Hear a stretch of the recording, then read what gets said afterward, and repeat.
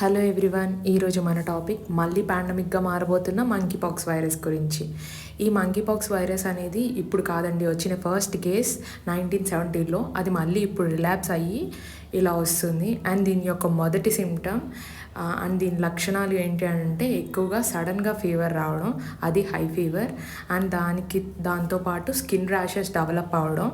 అది ఫీవర్ వచ్చిన 3 days నుంచి స్కిన్ ర్యాషెస్ వస్తూ ఉంటాయండి. ఆ స్కిన్ ర్యాష్ కొంచెం పెద్దగా అయ్యి దానిలో చీమ వచ్చిద్ది.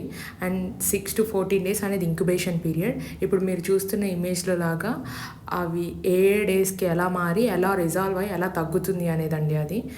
అండ్ దీంతోపాటు దీని యొక్క లక్షణం లింఫాటిక్ స్వెల్లింగ్స్ ఉండడం, అండ్ గొంతు దగ్గర నొప్పి అండ్ మింగడానికి కొంచెం కష్టంగా అనిపించడం. అండ్ ఇది ఒకళ్ళ నుంచి ఇంకొకరికి ఎలా వ్యాప్తి చెందుతుంది అని అంటే ఒకటే రూమ్లో ఉండడం అండి. అండ్ దగ్గరగా ఉండడం, రెస్పిరేటరీ డ్రాప్లెట్స్ వల్ల కూడా జరుగుతుంది.